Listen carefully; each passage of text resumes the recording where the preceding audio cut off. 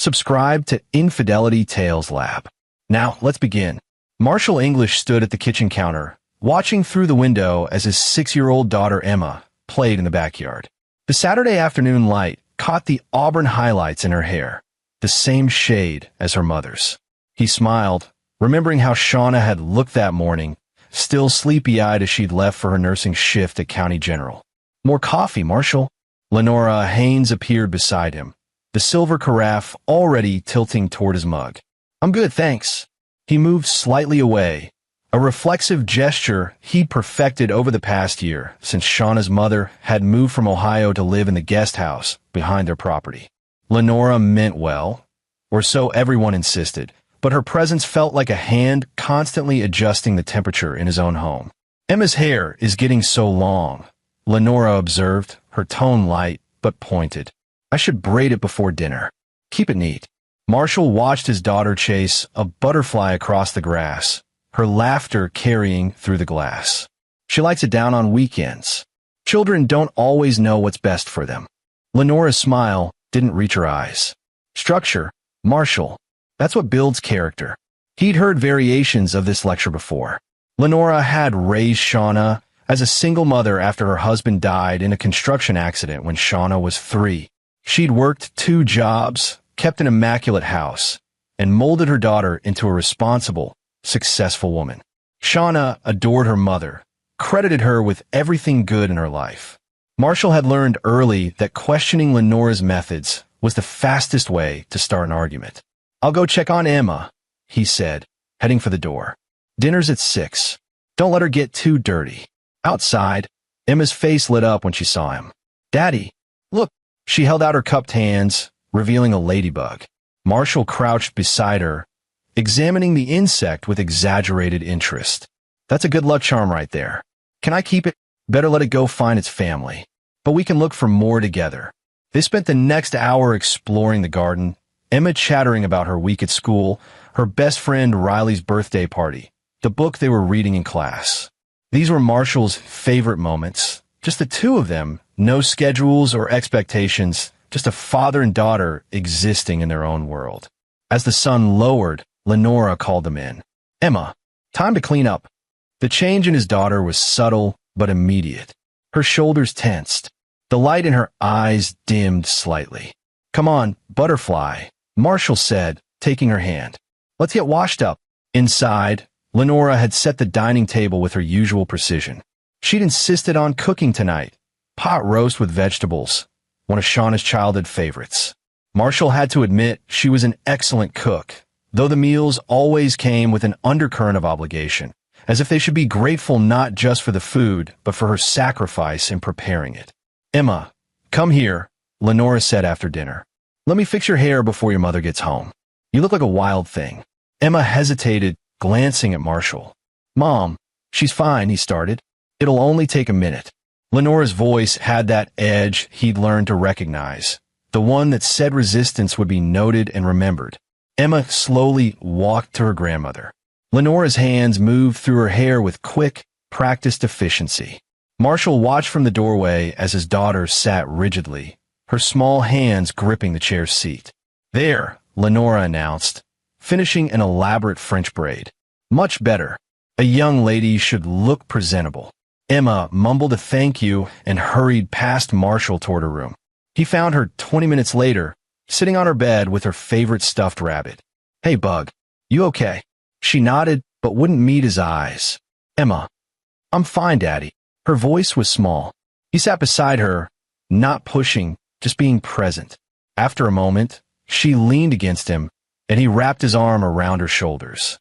She stiffened, pulling away slightly. "What's wrong?" Concern sharpened his voice. "Nothing," but there were tears forming in her eyes. Marshall's heart began to pound.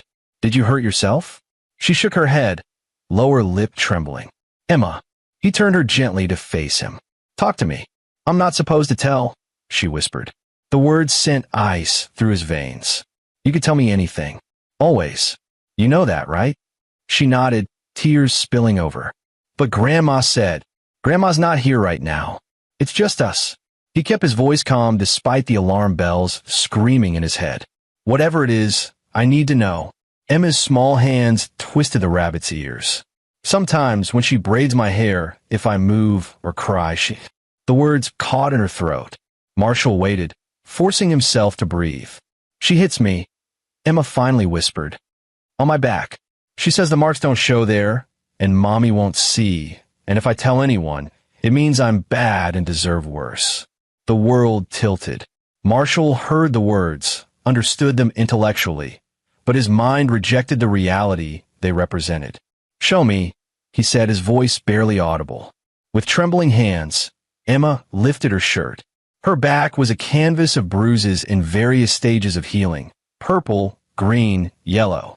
Some were clearly handprints. Others looked like they'd been made with something solid. The pattern was deliberate, methodical, kept carefully below the shoulder line where a t-shirt would hide them. Marshall's vision swam.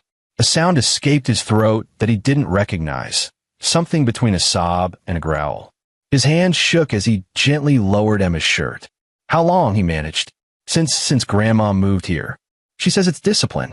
I need to learn to behave properly, like Mommy did. That Mommy turned out perfect because Grandma knew how to correct her.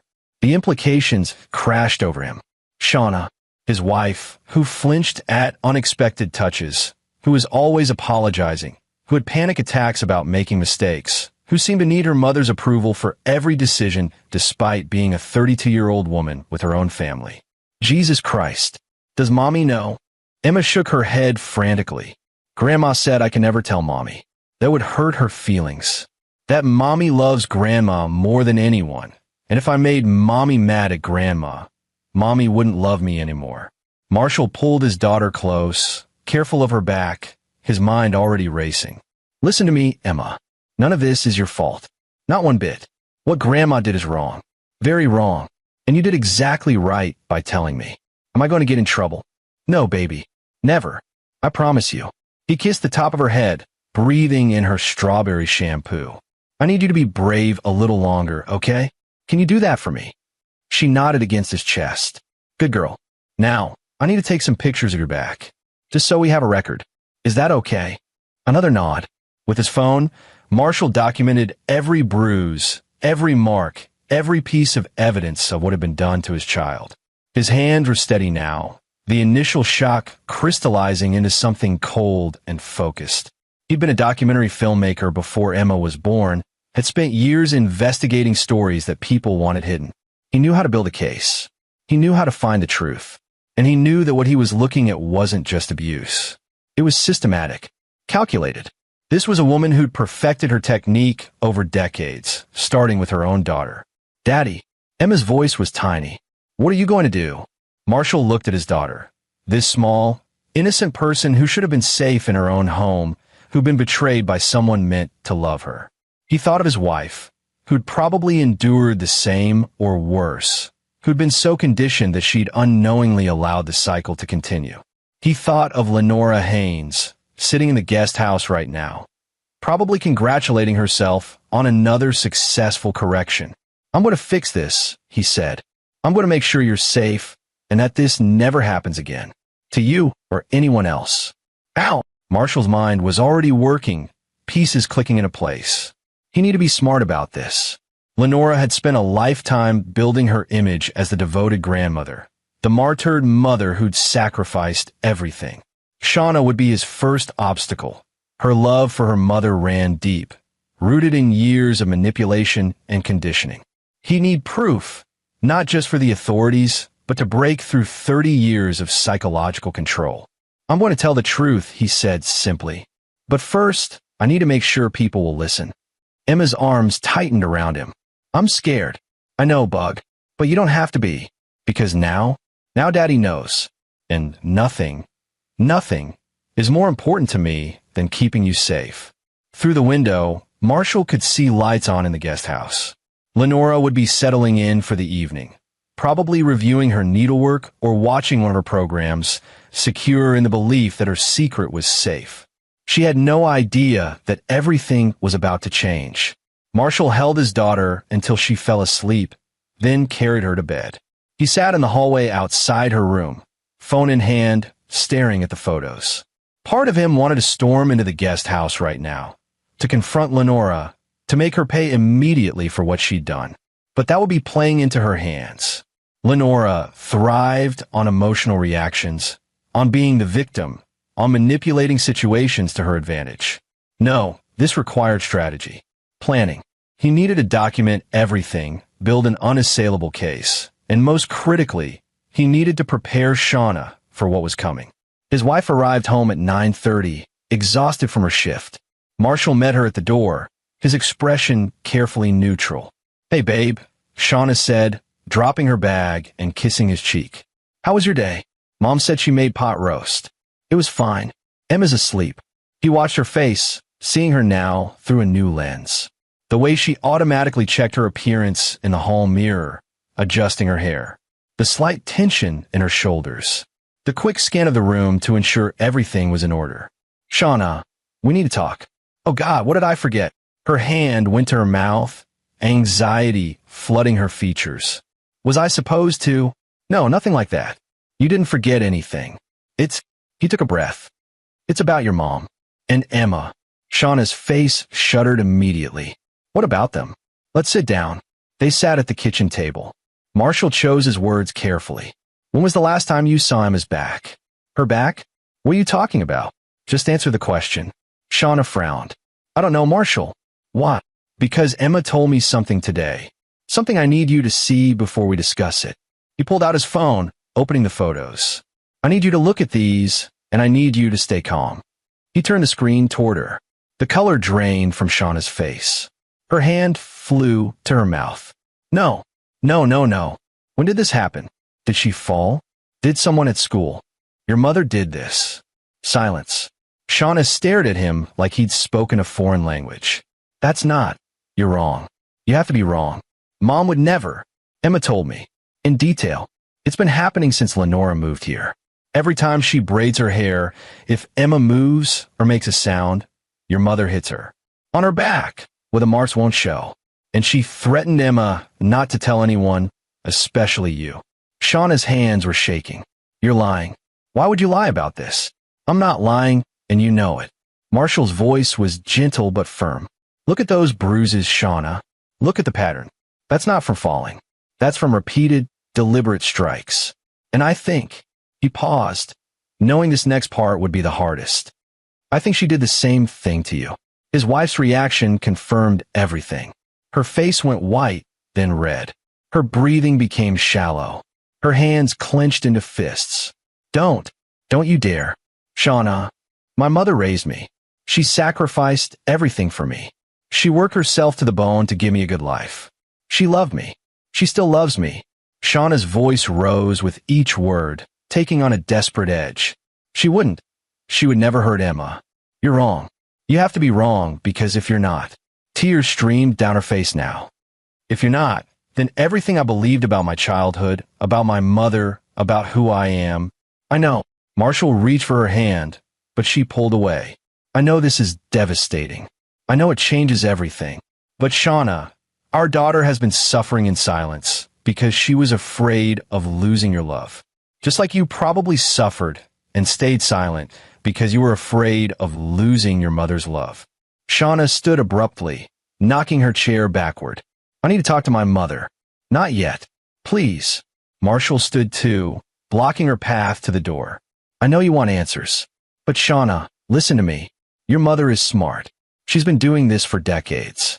If you confront her now, emotionally, without a plan, she'll manipulate the situation. She'll make you doubt what you know to be true. She'll make Emma feel like she's the one who did something wrong. Then what do you suggest?" Shauna's voice was icy. "Because that's my mother out there, and that's my daughter upstairs. And you're asking me to believe one of them is lying. I'm not asking you to believe anything except what your own eyes can see. Those bruises are real. Emma's fear is real. And deep down, Shauna, you know this rings true. You know your mother has always been controlling. You know there were things about your childhood that weren't right, even if you've spent years making excuses for them." Shauna's face crumpled. She sank into a chair, head in her hands. "She used to lock me in a closet. When I was bad, sometimes for hours. She said it was the only way I'd learn. I told myself it was normal discipline, that all parents did things like that, but..." A sob escaped her. "God, Marshall, what if you're right? What if I let this happen to Emma because I was too damaged to see it? Marshall knelt beside her, taking her hands. This isn't on you. You didn't know. You were conditioned from childhood not to see it, not to question it. That's what abusers do. They make you complicit in your own abuse. But now we know, and now we can stop it. Ow! If what you're saying is true, she's been getting away with this my whole life. She's good at hiding it. She's good at making people believe she's this wonderful, devoted mother and grandmother. Who's going to believe us? Everyone. Because we're not going to give them a choice. Marshall's expression hardened. I'm going to make sure there's so much evidence, so much truth exposed that she can't wriggle out of it. But I need time, and I need you with me, not against me. Shauna looked at her husband, really looked at him. Marshall had always been the steady one, the thinker, the one who approached problems methodically. He'd given up his filmmaking career to be a stay-at-home dad when Emma was born, content to write freelance articles while Shauna pursued her nursing degree. She'd sometimes wondered if he resented the sacrifice. But looking at him now, she saw only fierce determination and love for their daughter. "What do you need me to do?" she asked quietly. "First, I need you to act normal around your mother. I know that's going to be almost impossible, but it's crucial. We can't let her know we're onto her. You want me to pretend everything's fine while Shauna couldn't finish the sentence. Just for a few days. In the meantime, Emma doesn't go near her unsupervised. Not for 1 second. I'll handle that part. You just need to keep your mother from suspecting anything. And then I'm going to expose exactly who Lenora Haynes really is. Not just to the police, but to everyone. Her friends, her church group, the community. I'm going to strip away every mask she's ever worn." Shauna wiped her eyes. "My mother is very good at playing the victim. She'll turn this around somehow. She always does. Not this time." Marshall's voice carried a cold certainty. "Because this time, I'm going to make sure the truth is so loud, so documented, so undeniable that she can't spin her way out of it. She hurt my daughter, Shauna. She hurt you. And people like her? They don't stop until someone makes them stop. This is going to destroy our family." "No," Marshall said firmly. "Your mother already did that. We're just going to rebuild it without her poison in the foundation." They sat together in the quiet kitchen, the weight of the revelation settling over them like a shroud. Outside, the guest house lights were still on. Inside it, Lenora Haynes probably slept soundly, confident in her control, in her ability to shape her daughter's family according to her twisted vision. She had no idea that the man she dismissed as weak, the son-in-law she'd barely tolerated, was about to become her worst nightmare. Marshall looked at his wife's tear-stained face and made a silent promise. He would protect his family. He would expose the truth. And he would make sure that Lenora Haynes faced consequences for every moment of suffering she'd inflicted. The game had begun, and Marshall English intended to win. The next morning, Marshall woke before dawn, his mind already cataloging the steps ahead. Beside him, Shauna hadn't slept. He'd felt her restlessness throughout the night, the occasional sob she tried to muffle in her pillow. He didn't push her talk. Some revelations needed time to settle, to be absorbed before they could be processed. He made coffee, strong and black, and was sitting at his laptop when Emma appeared in the doorway, her stuffed rabbit dragging behind her. "Morning, Bug," he said softly. "You're up early." She climbed into his lap, fitting herself against him like she used to when she was smaller. "I had bad dreams. About Grandma?" A knot against his chest. "She's not going to hurt you anymore. I promise. But she lives here, right outside." Marshall had been thinking about that all night. Not for much longer. "But until then, you stick close to me or Mommy, okay? You don't go near the guest house, and you don't go anywhere alone with Grandma. If she asks, you tell her you don't feel well, or you have homework, or you make up any excuse you want. Can you do that? Will she be mad? Probably. But her being mad is not your problem anymore. That's for the grown-ups to handle." Emma looked up at him. "Daddy, why did Grandma hurt me? What did I do wrong?" Marshall's throat tightened. "Nothing, baby. You didn't do anything wrong. Some people are just broken inside. They hurt others because something in them is damaged.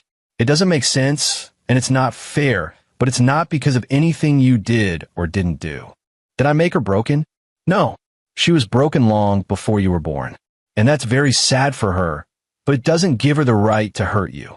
Shauna appeared then, looking hollowed out but determined. She saw Emma in Marshall's lap and her expression softened. Morning, sweetie. Mommy, are you mad at me? Shauna's face crumpled, but she held it together. Oh, baby, no. Never. Come here. Emma climbed into her mother's arms, and Shauna held her daughter like she'd never let go. I'm sorry I didn't know. I'm sorry I didn't protect you. That's my job, and I failed. Shauna, Marshall said gently. Don't. But I should have seen. She didn't let you see. That was her intention. Stop blaming yourself and focus on what we do now. The doorbell rang. Marshall checked his watch, 7 a.m. on a Sunday. Through the window, he saw Lenora standing on the porch, holding a casserole dish. It's her, Emma whispered, shrinking against Shauna. I got it, Marshall said, standing. You two go upstairs. He opened the door with a neutral expression. Lenora, early morning. I made breakfast casserole. Thought we could have a nice family meal before church. Her eyes scanned past him, looking for Shauna and Emma. Where are my girls? Still sleeping. It's only 7. Well, they should be up. The early bird catches the worm, as they say. She moved a step inside, but Marshall blocked her path. Actually, this isn't a good time. Lenora's smile flickered. I'm sorry. Emma's not feeling well. Stomach bug. Shauna's up with her. We're going to skip church today. A stomach bug? I should check on her. I have ginger tea that works wonders. That's not necessary. We got it handled. Marshall kept his voice pleasant but firm. Thank for the casserole. I'll make sure it doesn't go to waste.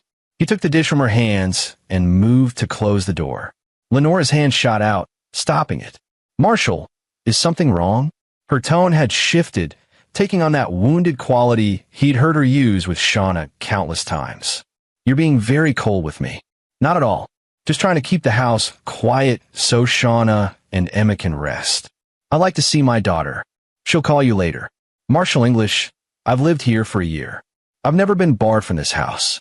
What exactly is going on? This was the moment. Marshall could feel the weight of it, the fork in the road. He could back down, let her in, continue the pretense. Or he could plant the first seed of her unraveling. You tell me, Lenora, is there any reason you can think of why we might need some space from you right now? Her eyes narrowed. I have no idea what you're implying. Then I guess it's not important. Enjoy your Sunday. He closed the door firmly, throwing the deadbolt for good measure. Through the window, he watched Lenora stand on the porch for a long moment, her expression calculating. Then she turned and walked back to the guest house, her posture rigid with barely contained fury. Upstairs, Shauna was drying Emma's tears. She knows something's wrong, Marshall said.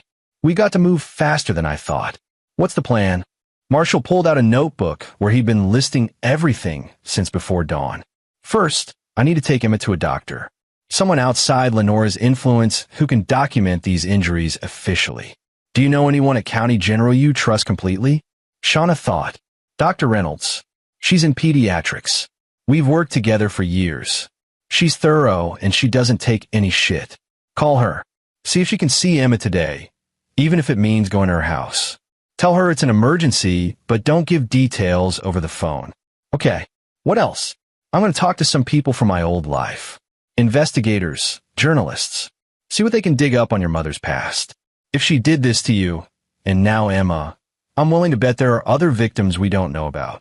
You think there are others? People like Lenora don't suddenly start abusing at age 40. This is a pattern that goes back decades. I want to find anyone else she's hurt, anyone who might be willing to testify or share their story. Shauna's hands clenched. My father. He died when I was 3. Everyone always said it was an accident at the construction site, but what? But my mother got a huge settlement. Enough that she never really had to work 2 jobs like she always claimed. She chose to. She wanted everyone to see her as the struggling single mother, the martyr. And Dad's death was ruled accidental. But I remember hearing whispers at his funeral. People who seemed to think something wasn't right about it. Marshall felt a chill run down his spine. You think she had something to do with it? I don't know. I was so young. But Marshall, if she's capable of systematically abusing children, What else might she be capable of? Then we dig there too. What was your father's name? Roger Haynes. He died in 1997, fell from scaffolding on a high-rise project in Columbus. The company he worked for shut down a few years later, but there might still be records. Marshall added it to his growing list. Anything else you can remember? Anything unusual from your childhood? People who suddenly disappeared from your life? Family members who stopped visiting? Shauna closed her eyes, thinking back. My Aunt Patricia, my dad's sister. She came around a lot after he died, tried to help Mom. But then suddenly she was gone. Mom said she'd moved away, but I remember her at the funeral, crying, saying something about knowing the truth. I always thought she meant about missing Dad, but I'll try to track her down. What's her last name now? I don't know. We lost touch completely. But her married name back then was Patricia Mercer. Got it. Marshall was already opening his laptop, pulling up databases he still had access to from his investigative days.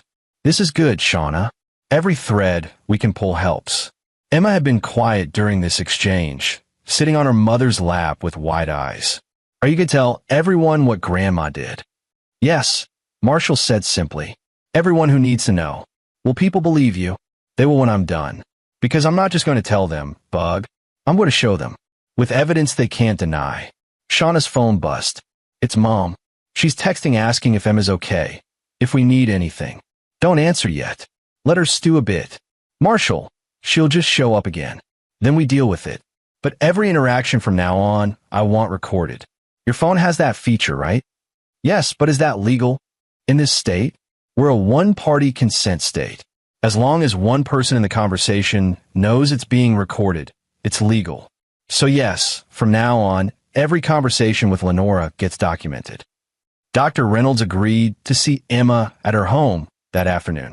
Marshall drove, taking a circuitous route to make sure they weren't followed, a precaution that felt paranoid until he glanced in the rearview mirror and saw Lenora's car pulling out of the driveway behind them.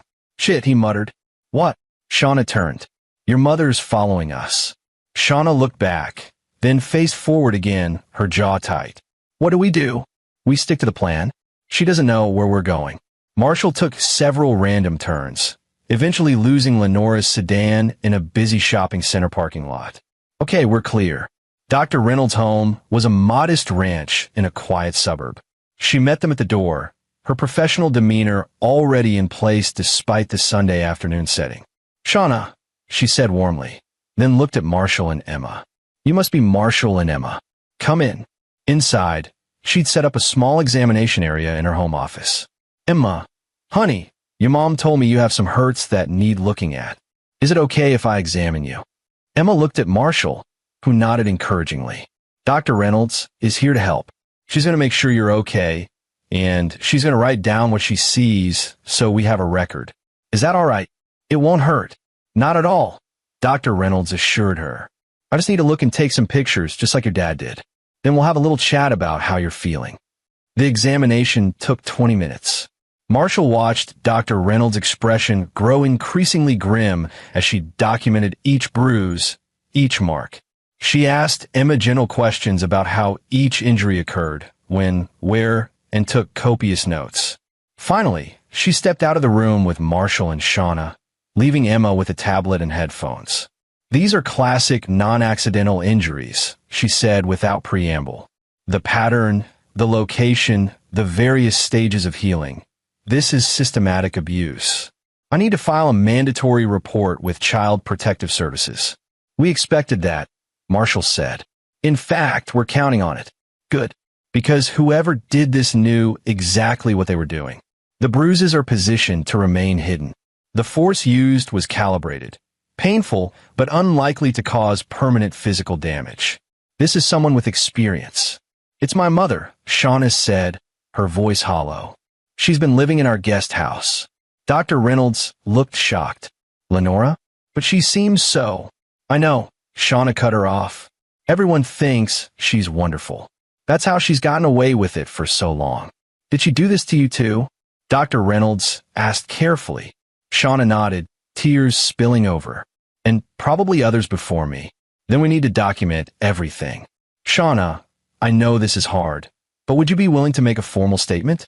and possibly undergo an examination yourself to see if there's any lasting physical evidence. Whatever it takes. Marshall squeezed his wife's hand. We're building a case. Not just for Emma, but for everyone Lenora's hurt. We want her prosecuted to the fullest extent. I'll do everything I can to help, Dr. Reynolds said. But Marshall, Shauna, you need to know, CPS investigations can take time. And in cases involving family members, especially grandparents, the courts are sometimes reluctant to act decisively without overwhelming evidence. Then we'll give them overwhelming evidence, Marshall said. By the time I'm done, there won't be any doubt about what she is. That evening, after Emma was asleep and Shauna had gone to lie down with a headache that Marshall suspected was actually suppressed screaming, he sat in his office and made a phone call he'd been dreading. Rico? It's Marshall English. English? Damn, man, it's been what, 5 years? How's civilian life treating you? Rosario Rico Sweeney had been Marshall's cameraman and closest friend during his documentary filmmaking days. Together, they'd exposed corruption, abuse, and injustice across 3 states. Rico had gone on to work for a major investigative news outlet, while Marshall had settled into domesticity. Not great at the moment, Marshall said. I need your help with something. Personal, but it could be a story too. I'm listening. Marshall laid it out, everything. Emma's abuse, Shauna's revelation about her own childhood, the suspicions about Lenora's past. Rico listened in silence, his breathing the only sound on the line. Jesus, he finally said, your own family. Man, I'm sorry. I don't need sympathy. I need an investigator. Someone who can dig into Lenora Haynes' past and find out who else she's hurt. And I need it done quietly before she figures out what we're doing. Consider it done. Send me everything you have. Dates, locations, names. I'll start pulling threads. Thanks, Rico. I owe you. No, you don't. This is what we do, remember? Shine light on the roaches. Speaking of which, you thought about documenting this yourself? Marshall had been thinking about little else. His documentary instincts were screaming at him to film everything, to create an unimpeachable video record. But this was his family, his daughter's trauma. Could he really point a camera at it? I'm conflicted, he admitted. Don't be. You know as well as I do that video evidence is king. And if this woman is as manipulative as you say, having her own words and actions on film could be the thing that seals her fate. Plus, Rico added, his tone gentling, Emma might want that record someday. Proof that she told the truth, that her experience was real and documented. I'll think about it. Think fast. Women like this, once they sense they're cornered, they escalate. You've got a narrow window before she makes a move. As if on cue, Marshall heard a knock at the front door. He glanced at the clock. 10 p.m. Through the window, he saw Lenora's silhouette. Rico, I gotta go. Call me when you have something. Marshall opened the door, but didn't invite her in. Lenora, it's late. We need to talk. Her expression was hard, all pretense of grandmotherly warmth abandoned. What's going on, Marshall? Shauna won't answer my calls. Emma's supposedly sick, but I saw you all leaving in the car, and you've been acting strange. Have I? Don't play games with me. I know something's wrong. Is it Shauna? Is she leaving you? Because if she is, I told her years ago you weren't right for her. Stop. Marshall's voice cut through her building tirade. This isn't about Shauna and me. It's about you. Me? What about me? When's the last time you hit my daughter? The change in Lenora was instant. The mask of concern vanished, replaced by something cold and calculating. What did that little brat tell you? Marshall kept his expression neutral. Even as rage surged through him. You just answered my question. Emma is a difficult child. She needs firm guidance. She's 6 years old, and you've been beating her. I've been disciplining her, just like I disciplined Shauna. Look how well she turned out. You mean look how damaged she is? How she flinches at loud noises, apologizes constantly, has anxiety attacks. Lenora's eyes narrowed. Shauna is successful, respectful, responsible, because I taught her how to behave properly. You, on the other hand, have been spoiling Emma, letting her run wild. I want you out of the guest house. Tomorrow. Silence. Then Lenora laughed, a harsh sound. You can't kick me out. This is Shauna's property too, and she would never. Try me. I'll talk to my daughter. She'll see reason. She always does. You're not talking to Shauna or Emma. Not without supervision. Not until this is resolved. Resolved? There's nothing to resolve. Emma is a child telling tales because she doesn't want to mind her grandmother. Children lie. Marshall, surely you know that. Not like this. Not with evidence to back it up. Lenora went still. Evidence. Bruises. Photographs. Medical documentation. And before you try to spin this as accidental injuries or normal childhood bumps, Dr. Reynolds has already filed a report with CPS. They'll be contacting you soon. You called CPS on me? Lenora's voice rose. How dare you? After everything I've done for this family. I gave up my life in Ohio to help you raise that child. I cook, I clean, I provide stability. You abuse my daughter. And now it's coming to light. Lenora's expression shifted again, this time to something that made Marshall's skin crawl. Pure cold rage. You have no idea what you've done. Shauna will never forgive you for this. You're turning her against her own mother. You're destroying this family. You destroyed it the moment you laid hands on Emma. I should have known you'd be a problem. You always were too soft, too permissive. Shauna needed a man who would support proper discipline, not some failed filmmaker playing house husband. Get off my property. Now, this is Shauna's property too. I have rights. Then we'll let the courts decide about your rights. But tonight, right now, you're leaving. Lenora stepped closer, her voice dropping to a venomous whisper. You think you're protecting your family? You're tearing it apart. Shauna loves me. She needs me. Without me, she falls apart.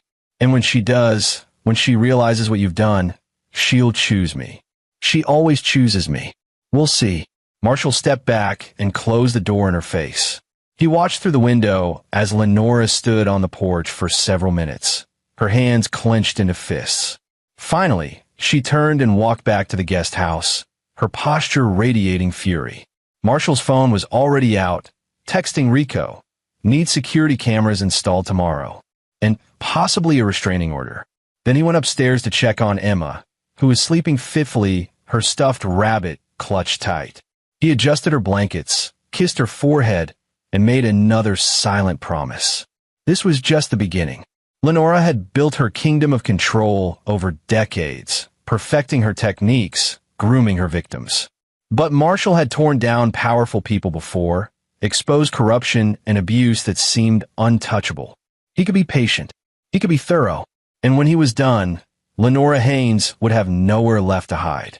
The war had started, and Marshall intended to fight it on every front. By Monday morning, Rico had pulled up preliminary information on Lenora Haynes that made Marshall's blood run cold. He sat in his office, door locked, reading through the file that had been emailed at 6 a.m. Lenora May Haynes, née Whitmore, born 1964 in rural Kentucky. Father, Calvin Whitmore, coal miner, died in mine collapse 1972. Mother, Susan Whitmore, no record of employment, died 1998. Causes listed as natural, but medical examiner noted signs of prolonged malnutrition and possible neglect. Lenora married Roger Haynes in 1986. Roger died in 1997, fell from scaffolding at construction site. OSHA investigation found safety violations but ruled death accidental.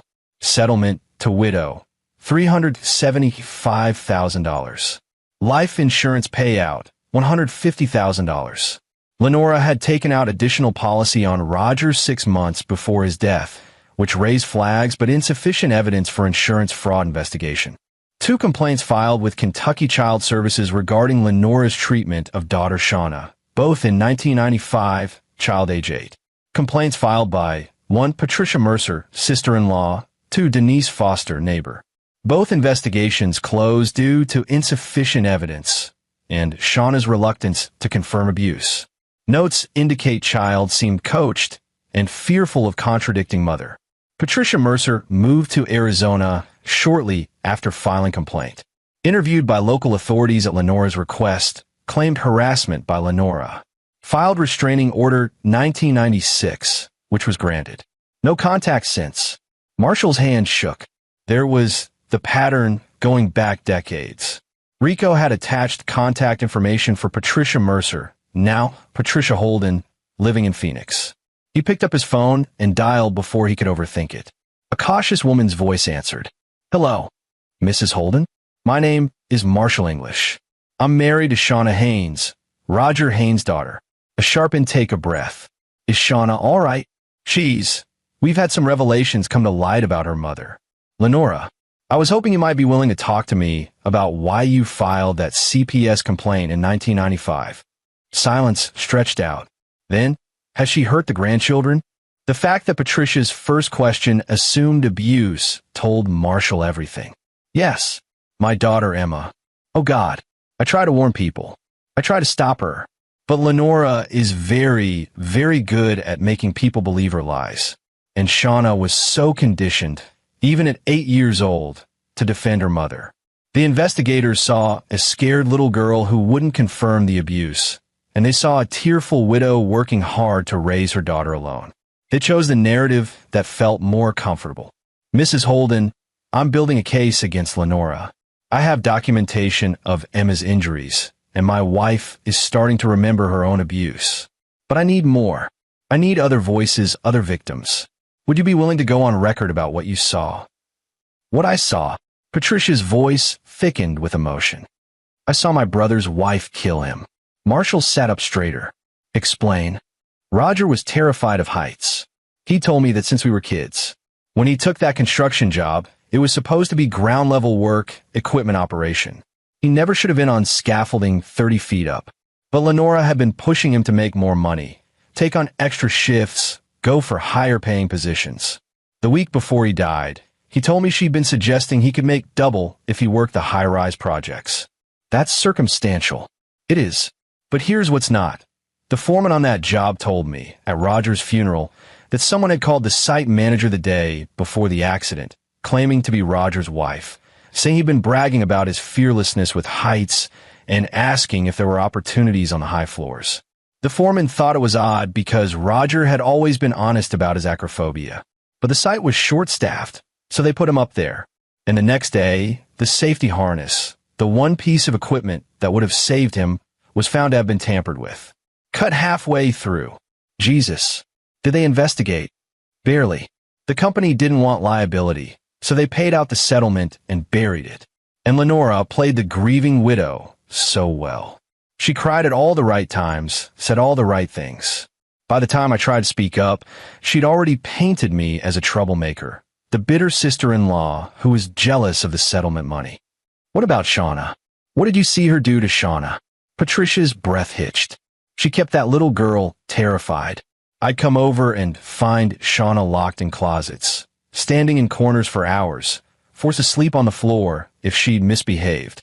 The things Lenora considered misbehavior were insane. Normal childhood things like laughing too loud or tracking dirt inside. And the hitting, I saw bruises on that child's back, her upper arms, her thighs. Always places that could be hidden. When I asked Shauna about them, she'd parrot what Lenora told her. Mommy's helping me learn to be good. Marshall closed his eyes. Why didn't you take Shauna when you filed the complaint? I tried. I begged CPS to remove her from that home. But Lenora was so convincing. She showed them the neat house, the full refrigerator, Shauna's good grades. She cried and talked about how hard she worked, how much she loved her daughter. And Shauna, bless her heart, was too scared to contradict any of it. She'd been trained from birth to back up her mother's lies. Would you testify to all of this? In court, if it comes to that. Absolutely. I've been waiting 20 years for someone to finally hold that woman accountable. What do you need from me? Marshall felt a surge of hope. I need a formal statement, in writing, detailing everything you witnessed.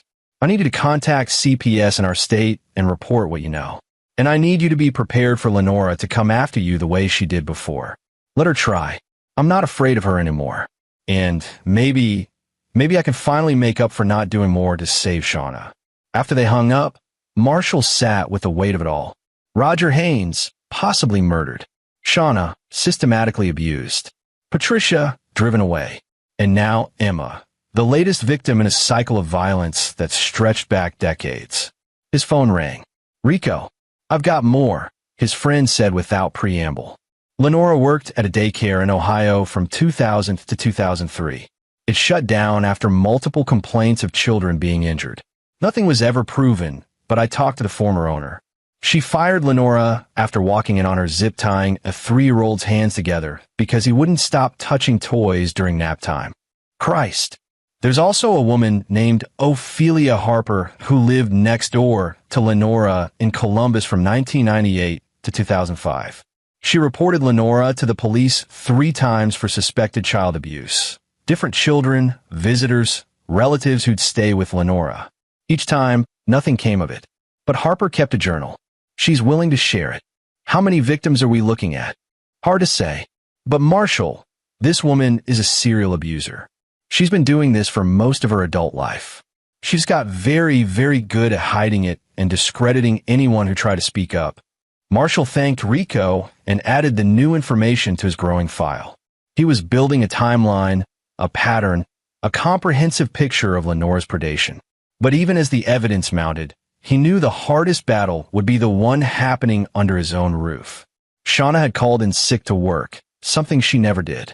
She'd spent most of Sunday night in Emma's room, holding their daughter, crying quietly. Now she was in the kitchen, staring at a cup of coffee like it held answers. I remembered something, she said when Marshall joined her.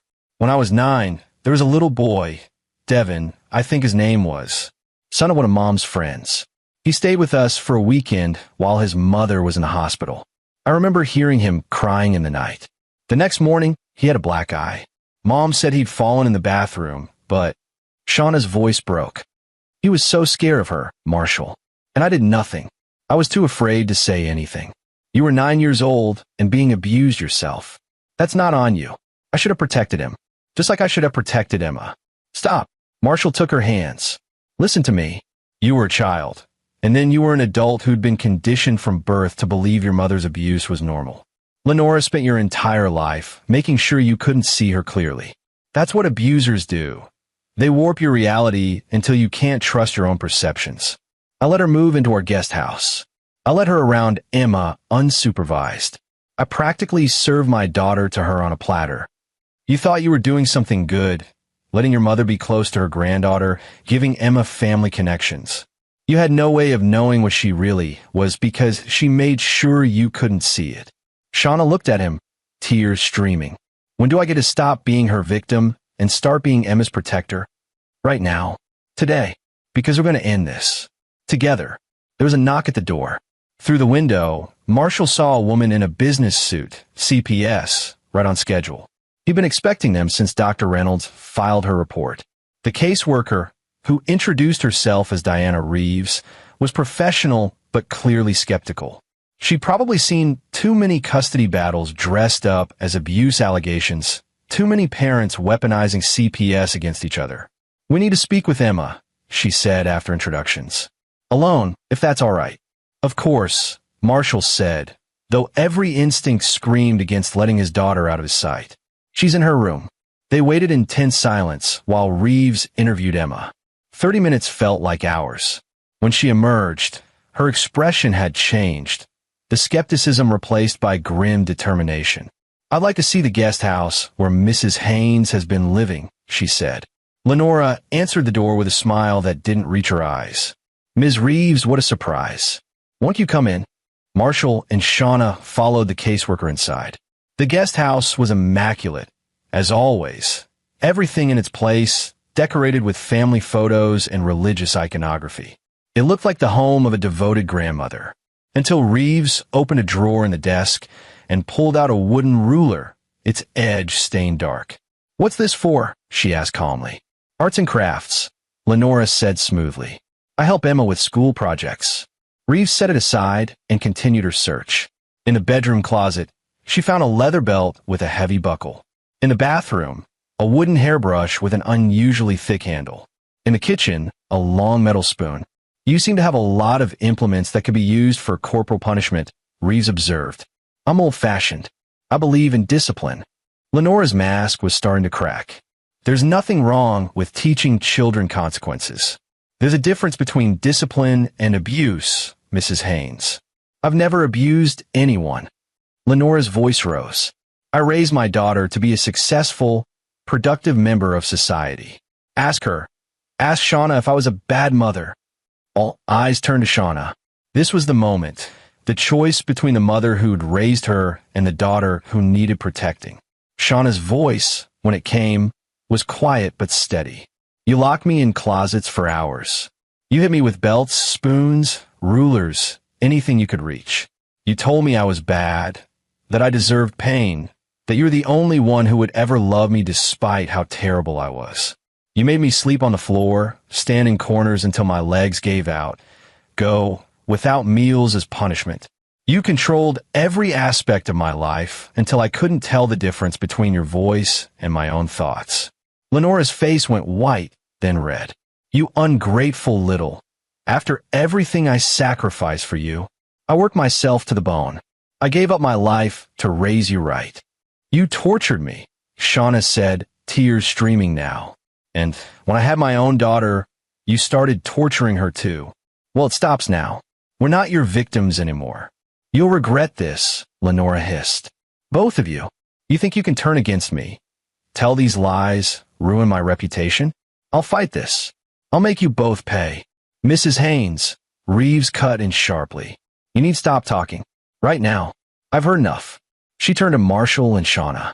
Based on what I've seen and heard today, I'm recommending immediate removal of Mrs. Haynes from this property and a restraining order preventing contact with the minor child. I'll be referring this case to the police for criminal investigation. Lenora laughed a wild sound. You think that will stick? I know how this works. I'll get a lawyer. I'll tell them about Marshall's hostility toward me, how he's always tried to keep me from my family. I'll tell them about Shauna's mental health issues. Yes, dear, I know about your anxiety medication, your panic attacks. They'll see an unstable mother and a manipulative father coaching a child to tell lies. I've been through this before, and I always win. You won't this time, Marshall said quietly. Because this time, there's too much evidence, too many witnesses, too many of your past victims coming forward. You're done, Lenora. The realization seemed to hit her then, the truth that her control was slipping, that the mask had finally cracked beyond repair. Her expression twisted into something ugly. You destroyed this family, she spat at Marshall. Not me. You. And Shauna will never forgive you for it. I already have forgiven him, Shauna said. For not seeing it sooner, for not protecting Emma from day one. But that's on both of us. You though? I'll never forgive you. For what you did to me, to Emma, to Dad, to everyone whose life you've poisoned. I hope you rot for it. Reeves was already on her phone, calling for police backup. Mrs. Haynes, I need you to pack a bag. You're leaving this property today. As they waited for the police, Marshall caught Lenora staring at him with pure hatred. He stared back, unflinching, letting her see that he wasn't afraid of her, that he would pursue this to whatever end it took. The game had shifted. Lenora's fortress of control was crumbling, and Marshall was just getting started with tearing it down. The police arrived within 20 minutes, 2 officers, 1 male and 1 female, both looking skeptical until Reeves brought them up to speed. Marshall provided his phone with the photographs of Emma's bruises, along with Dr. Reynolds' written report. He watched their expressions change as they reviewed the evidence. Mrs. Haynes, the female officer, whose name tag read Roman, said carefully, "We need to ask you some questions about these allegations." Lenora had regained her composure, slipping back into the role of wounded grandmother. "Of course, officer. Though I must say, I'm heartbroken that my own family would make such terrible accusations.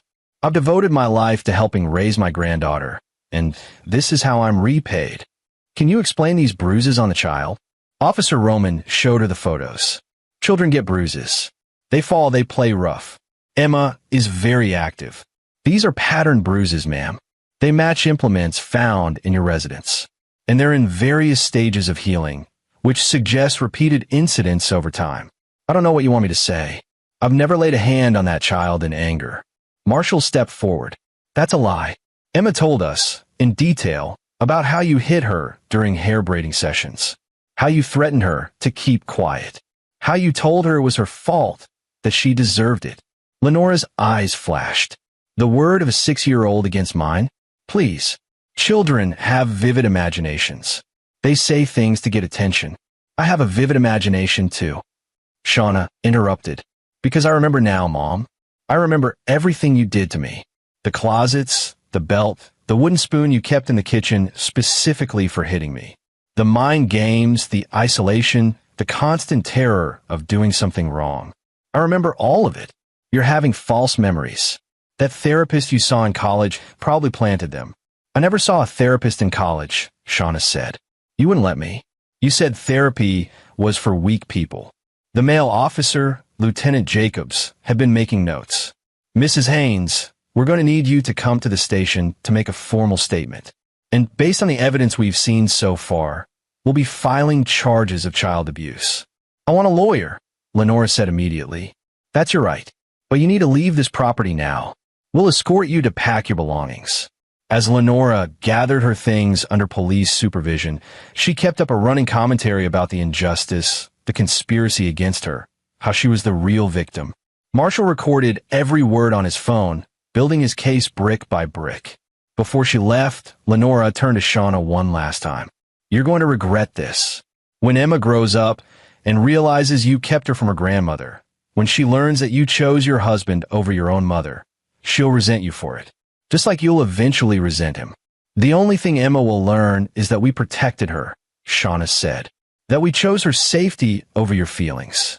That's what real parents do. Lenora's departing look promised retribution. Marshall knew this was far from over. People like Lenora didn't go quietly. They fought, they manipulated, they burned everything down rather than accept defeat. But he was ready for it. After she left, Shauna collapsed into Marshall's arms, sobbing. Emma emerged from her room where she'd been hiding and joined the embrace. They stood there in the hallway, the three of them, holding each other while the weight of the confrontation settled over them. Is she coming back?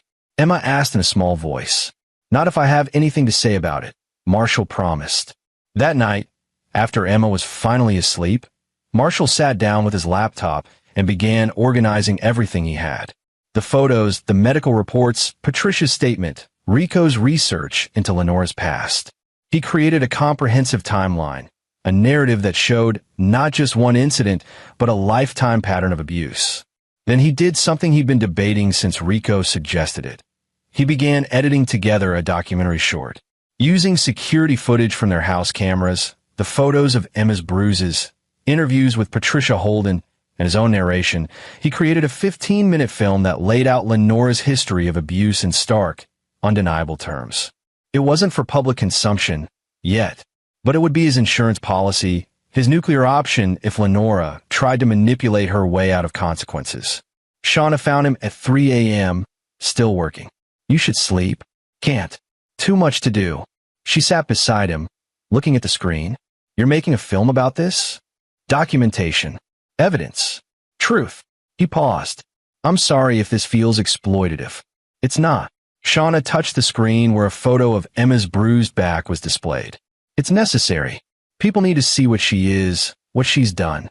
Otherwise, she'll charm her way out of this like she has before. Rico said something similar.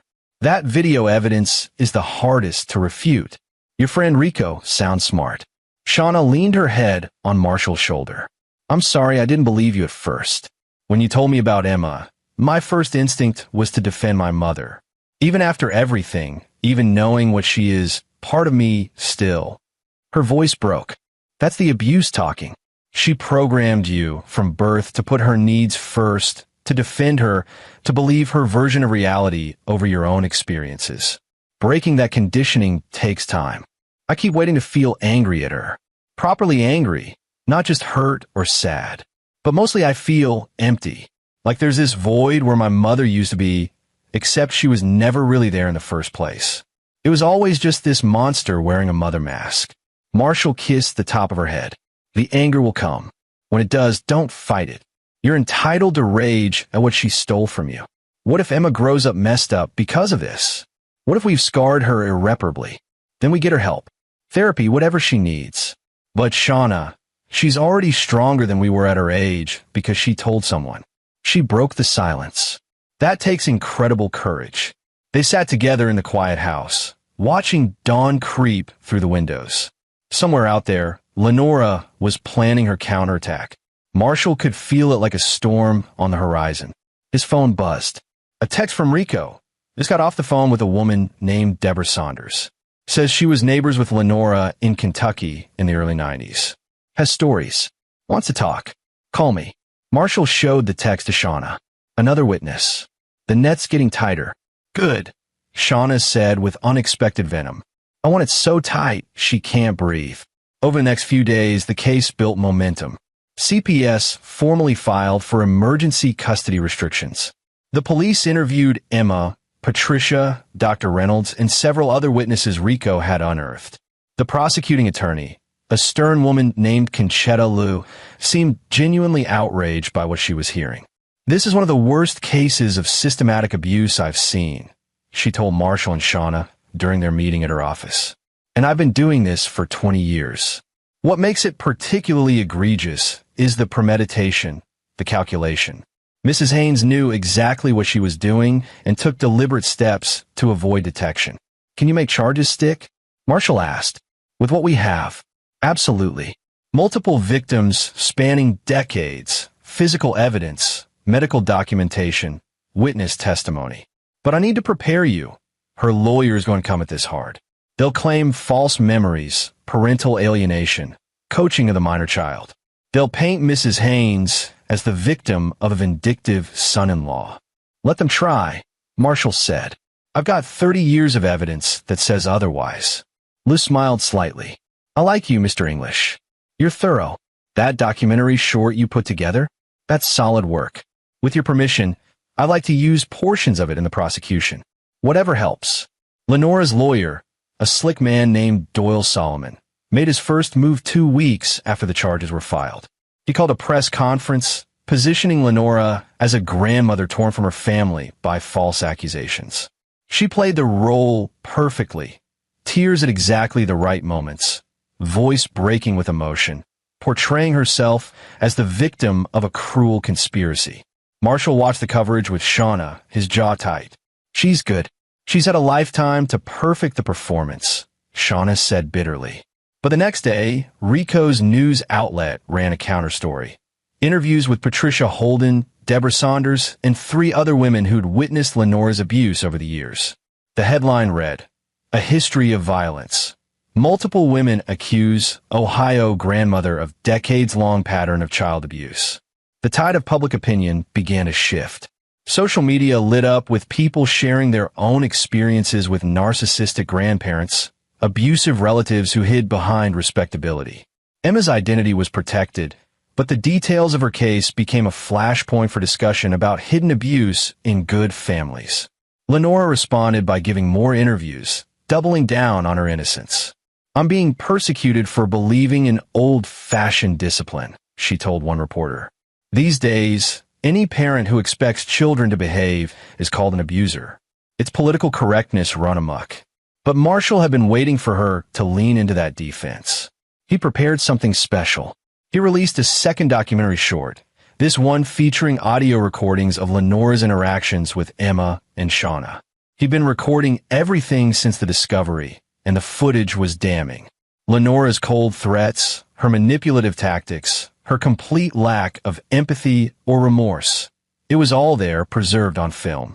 The recordings included the moment from the police visit when she'd said, "Children say things to get attention." Juxtaposed with Emma's tearful admission about the abuse, it was devastating. Within 48 hours, the video had 3 million views. News outlets were calling, requesting interviews. The story had gone national. Doyle Solomon called an emergency meeting. You need to stop releasing these videos, he told the prosecuting attorney. This is trial by media. You're poisoning the jury pool. Mr. English is a private citizen exercising his First Amendment rights, Liu responded. He's not part of the prosecution. We can't control what he does with his own documentary work. This is a coordinated smear campaign. This is the truth, Marshall said, speaking up for the first time. Every word, every image, every recording is authentic and documented. If the truth makes your client look bad, that's because your client is bad. Solomon's face reddened. You're going to regret this. When we get to trial, I'm going to tear apart every piece of your so-called evidence. I'm going to show that you're a manipulative father who coached his daughter, who browbeat his traumatized wife into false memories, who orchestrated this entire thing because you never liked your mother-in-law. Try it, Marshall said calmly, because I've got a dozen witnesses who never met me before this case, who have nothing to gain by lying, all telling the same story about your client. I've got medical evidence, psychological evaluations, police reports. I've got your client on tape making threats and admissions. So yeah, go ahead and try to paint me as the villain. See how that works out. After the meeting, Lou pulled Marshall aside. You're playing a dangerous game, releasing these documentaries. If this goes to trial, the defense could argue that evidence was tainted by public disclosure. It won't go to trial, Marshall said confidently. Lenora is used to bullying people in private, where she can control the narrative. But now the whole world is watching. She can't manipulate her way out of this. Eventually, she'll crack. He was right. 3 days later, Lenora gave an interview to a sympathetic talk show host, intending to rehabilitate her image. But the host, who'd done her homework, confronted Lenora with quotes from the other victims. Pressed for answers, Lenora's mask finally shattered. "Those women are liars," she screamed, no longer able to maintain the wounded grandmother persona. "They're jealous, bitter people who want attention. I did nothing wrong. I raised my daughter right, and I was trying to save my granddaughter from being ruined by her weak father." The host tried to calm her down, but Lenora was spiraling. Children need discipline. They need to be broken of their willful nature. Spare the rod, spoil the child. It's in the Bible. I did what needed to be done, and if I could do it again, I would. Marshall watched the interview with grim satisfaction. There it was, on national television, in front of millions of viewers, Lenora's true self, finally exposed. No more grandmotherly sweetness, no more martyred victim, just rage, entitlement, and a complete lack of remorse. The interview went viral. By morning, calls for Lenora's prosecution had reached a fever pitch. The prosecuting attorney's office was flooded with messages of support. Even people who'd initially sided with Lenora couldn't defend her after watching her meltdown. Solomon called Lou 2 days later. "My client wants to discuss a plea agreement." "No deals," Lou said firmly. "This is going to trial, and Mrs. Haynes is going to face the full extent of the law. She'll do that interview again, make you look like you're persecuting an old woman. Let her. Every time she opens her mouth, she convict herself further. My advice to you, counselor, is to prepare your client for prison time, because that's where she's headed." The preliminary hearing was scheduled for 6 weeks later. Marshall spent that time working with Emma's therapist, ensuring his daughter understood she'd done nothing wrong, that testifying wouldn't be scary because so many people believed her and supported her. He also spent time with Shauna, who was slowly beginning to process the full scope of what had been done to her. She'd started her own therapy, dealing with decades of conditioning and abuse. Some days were better than others. Some days she could barely get out of bed, crushed by the weight of realization. But she was fighting, and that's what mattered. The preliminary hearing was standing room only, packed with reporters, advocates, and people who'd followed the story online. Emma didn't have to testify yet. The hearing was just to determine if there was enough evidence to proceed to trial. Lenora sat at the defense table in a conservative dress, her hair styled, makeup carefully applied. She looked like everyone's sweet grandmother. But when Marshall entered the courtroom with Shauna and Emma, Lenora's expression flickered, just for a moment, revealing the monster beneath. The prosecution presented their case methodically. Medical evidence, photos, witness testimony from Patricia, Deborah, and 3 other women, audio recordings. The judge, an older man named Kareem Lee, listened with an increasingly grim expression. When Solomon tried to cross-examine Patricia about her grudge against Lenora, she shut him down with brutal honesty. "I have a grudge against child abusers," she said clearly. "I watched my brother's widow torture his daughter, and I failed to stop it. That's something I have to live with for the rest of my life. But I won't fail again. That woman needs to be held accountable for 30 years of violence." Judge Lee called for a recess. When he returned, his decision was swift. Marshall pulled her close. "We're all strong. Emma was strong enough to tell the truth. You were strong enough to face yours.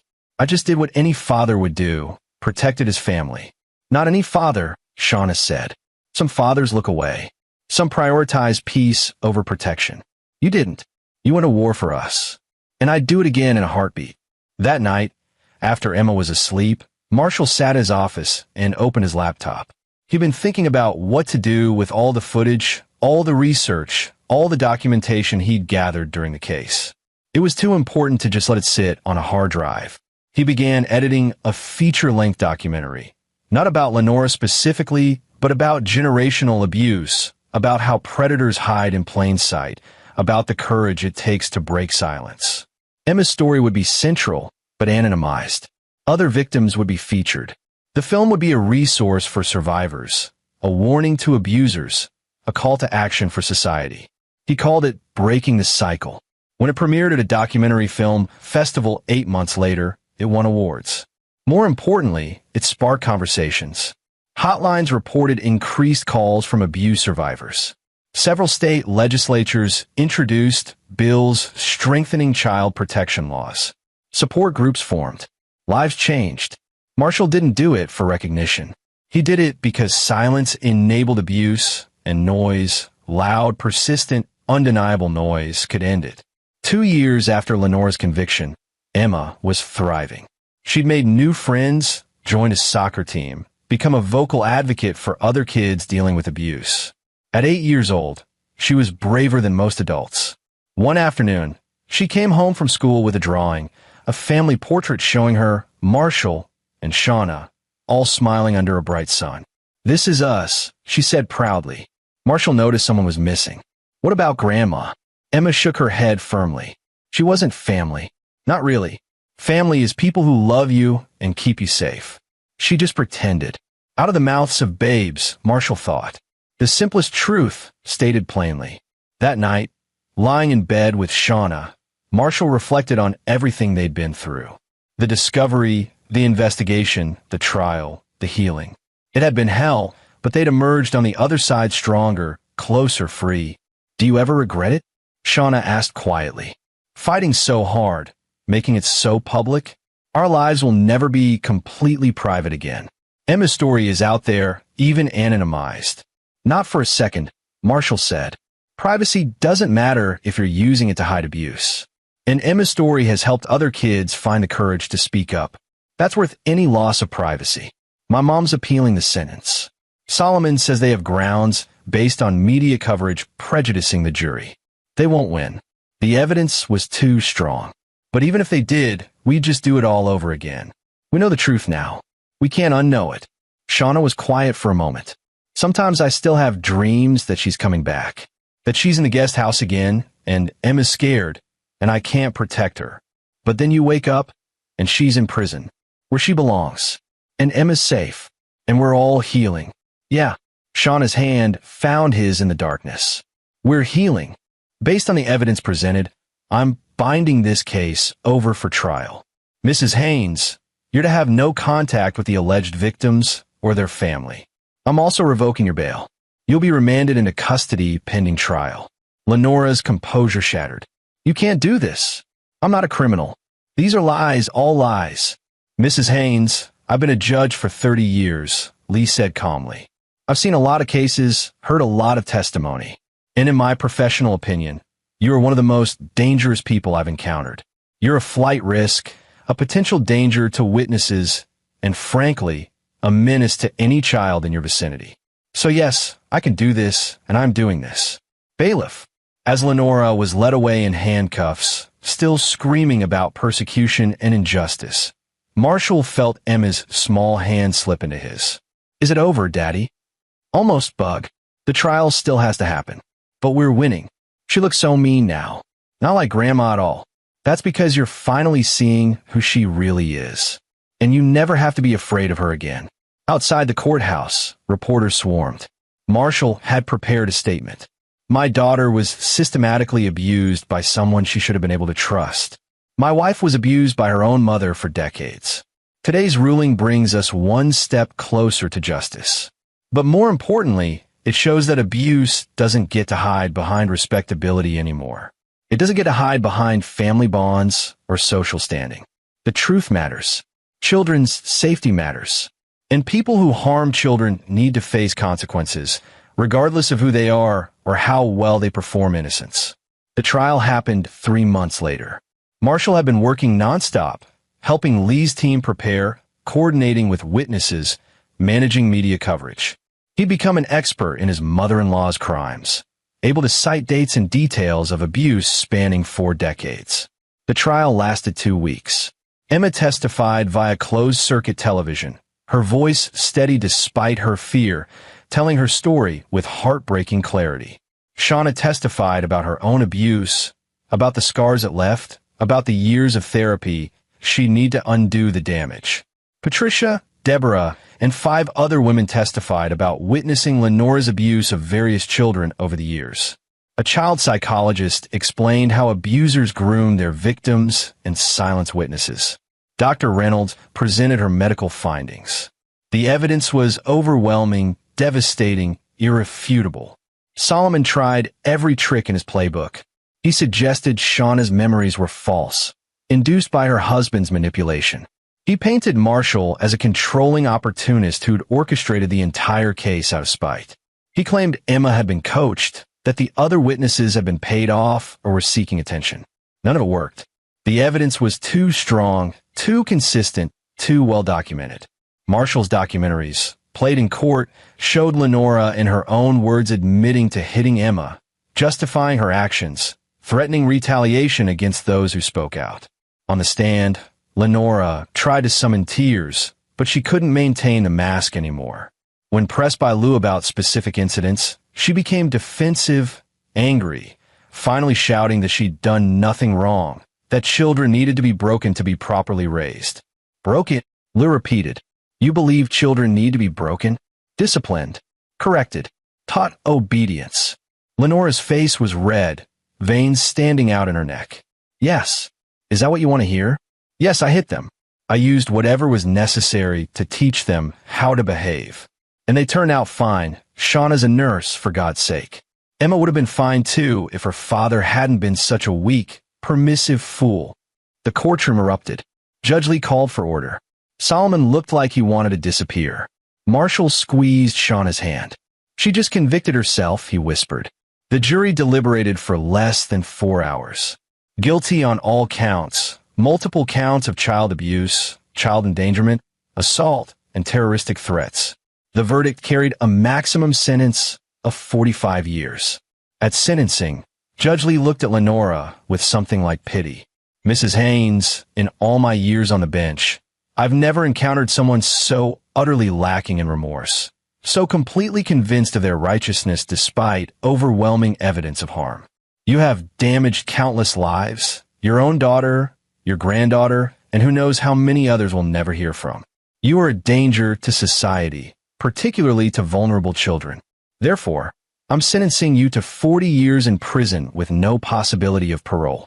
Take her away. Lenora screamed curses as she was let out, still insisting she'd done nothing wrong, that she was the victim, that they'd all regret this. But Marshall felt only relief. It was finally over. 6 months later, Marshall stood in Emma's room, helping her hang drawings on the wall, bright, happy pictures she'd made in her art therapy sessions. The bruises were long healed. The nightmares were becoming less frequent. She still flinched sometimes at unexpected touches, still had moments of anxiety, but she was healing. They all were. Shauna appeared in the doorway.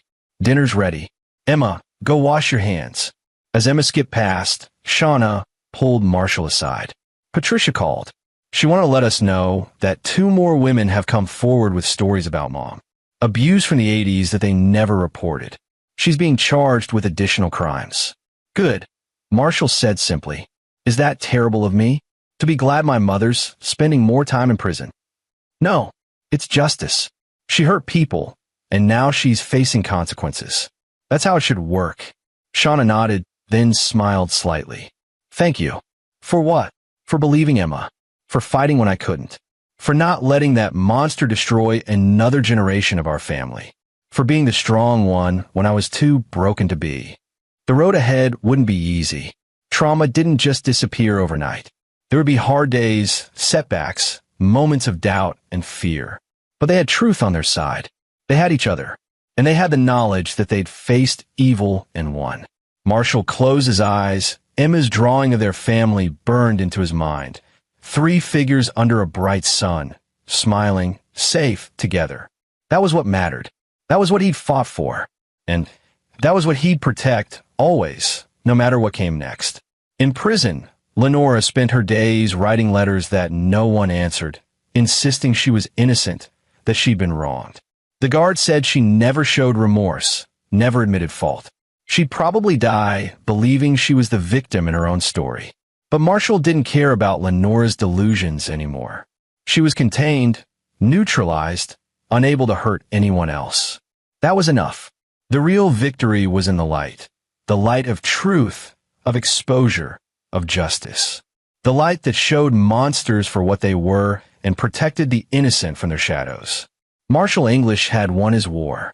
His family was safe. His daughter was healing. His wife was reclaiming her life. And Lenora Haynes? She was exactly where she deserved to be, locked away from the world she'd poisoned, with nothing but her own twisted thoughts for company for the rest of her natural life. Justice, Marshall thought with grim satisfaction, had finally been served. And there you have it. Another story comes to an end. What did you think? I'd love to hear your thoughts in the comments below. If you enjoy this story, consider joining our community by subscribing. It means the world to us. For more stories like this one, check out the recommended videos on screen. And I'll see you there.